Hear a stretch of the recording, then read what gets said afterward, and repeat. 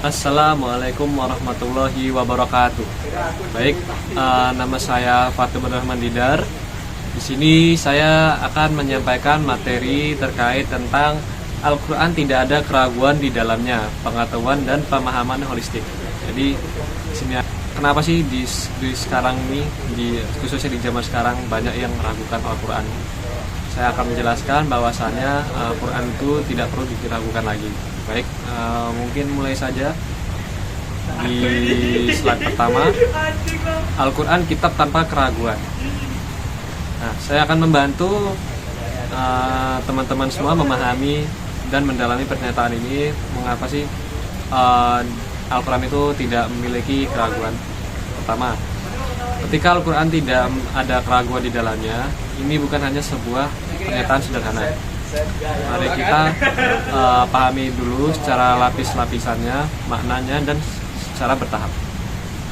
Pertama, kita ambil dari salah satu potongan ayat Al-Baqarah dari ayat 2 yang berbunyi Bismillahirrahmanirrahim. Zalikal kitabul la raiba fihi, yang artinya Al-Quran adalah kitab suci yang menjadi pedoman hidup umat Islam, yang membawa kebenaran yang tak terbantahkan. Maksudnya adalah setiap ayatnya berisi petunjuk bagi manusia agar hidup terarah kehendak Allah. Nah, kata ini memiliki dimensi yang lebih dalam dari sekedar ragu-ragu. Raib itu mencakup ketidakpastian yang mengganggu ketenangan hati dan kebimbangan yang membuat seseorang tidak bisa mengambil keputusan. Al-Quran menegaskan bahwa kitab ini bebas dari segala bentuk keraguan tersebut. Ini berarti Al-Quran hadir sebagai cahaya dan sebagai kompas yang selalu menunjukkan arah yang benar. Namun pernyataan ini memiliki beberapa dimensi pemahaman yang perlu kita dalami lebih dalam lagi. Nah, ya, memasuki ke bab 2, keaslian dan kebenaran Al-Quran. Nah, di sini saya akan membacakan salah satu ayat dari kitab suci Al-Quran, yaitu surat Al-Hijr ayat 9. Al-Hijr, maaf. Bismillahirrahmanirrahim. Inna nahnu nazzalna dzikra wa inna lahu lahafidun. Sesungguhnya kamilah yang menurunkan Al-Quran dan pasti kami pula yang memeliharanya. Di sini yang berarti ketiadaan keraguan dari sisi keasliannya. Al-Quran adalah salah satu kitab suci yang terjaga kemurniannya, yang berarti Al-Quran itu berarti Al-Quran itu satu-satunya kitab suci yang memiliki kemurnian yang terjaga dari awal diturunkan hingga sekarang. Allah berfirman dalam surat Hijrah, dialah yang menurunkan Al-Quran dan dia pula yang menjaganya. Ketika Anda membaca Al-Quran hari ini, Anda akan membaca kata-kata yang persis sama dengan yang dibaca oleh Nabi Muhammad SAW dan para sahabatnya. Ini berbeda dengan kitab-kitab sebelumnya yang mengalami perubahan dan distorsi sepanjang sejarah. Kedua, ketiadaan keraguan dari sisi kebenaran. Setiap ajaran, hukum, prinsip, dan nilai yang terkandung dalam Al-Quran adalah kebenaran absolut yang bersumber dari Allah Subhanahu wa Ta'ala.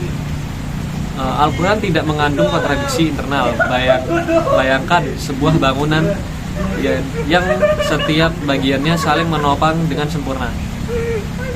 Tidak ada satupun pilar yang bertentangan dengan pilar lainnya. Begitulah juga konsistensi internal dari Al-Quran. Ketiga, ketiadaan keraguan dari sisi petunjuknya. Al-Quran adalah hudan lil muttaqin, petunjuk bagi orang-orang yang bertakwa, yang artinya bagi mereka yang mendekatinya sesungguhnya dengan hati yang terbuka dan niat yang tulus, Al-Quran akan memberikan jawaban yang jelas untuk setiap aspek kehidupannya.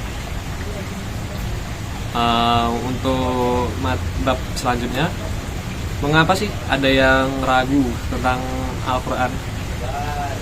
Nah, mungkin kita semua bertanya-tanya, kenapa sih jika Al-Quran tidak mengandung keraguan, mengapa masih ada orang yang meragukan Al-Quran atau salah memahaminya? Nah, mari aja kita analogikan seperti ini. Matahari selalu memancarkan cahayanya, tetapi seseorang yang menutup matanya dan berdiri di tempat teduh tidak akan merasakan dan melihat cahaya matahari. Bukan karena matahari tidak bersinar, tetapi karena ada penghalang orang tersebut melihat cahaya matahari. Demikian juga dengan Al-Quran. Keraguan yang muncul bukan berasal dari Al-Quran tersebut, melainkan dari faktor eksternal. Pertama, mungkin dari keterbatasan ilmu dan pemahaman manusia itu sendiri. Seseorang yang tidak memiliki pengetahuan bahasa Arab yang mendalam mungkin tidak menangkap keindahan dan kedalamannya makna dari ayat-ayat Al-Quran. Kedua, mungkin prasangka dan asumsi yang dibawa sebelum membaca Al-Quran. Dan ketiga, kurangnya kesungguh-sungguhan dalam mempelajari dan merenungkan isinya. Inilah mengapa ulama-ulama besar Islam menghabiskan seumur hidupnya untuk mempelajari Al-Quran, karena semakin dalam mereka menggali, semakin dalam juga muncul hikmahnya dan kebenarannya. Setiap generasi memerlukan relevansi terbaru dari ayat-ayat Al-Quran dengan konteks zamannya. Lanjutnya, untuk bab selanjutnya, penerapan Al-Quran dalam kehidupan sehari-hari. Nah, untuk ini kita bisa melakukan dengan membangun personal dengan Al-Quran, yaitu bukan hanya sekedar membaca rutin, akan tetapi dengan kesadaran penuh bahwa kita juga sedang berkomunikasi dengan Allah Subhanahu wa Ta'ala. Bayangkan apabila kita mendapat surat dan suratnya tidak berisi dengan kata-kata baik, pasti tidak akan dibacakan oleh penerima surat tersebut kan. Lalu mulailah memahami isi dari Al-Quran. Jadi kita semua harus memahami isi Al-Quran, mulai dari artinya apa saja, lalu apa sih makna dari setiap ayat-ayat tersebut, pasti akan memberikan sebuah petunjuk untuk menerangi jalan kita.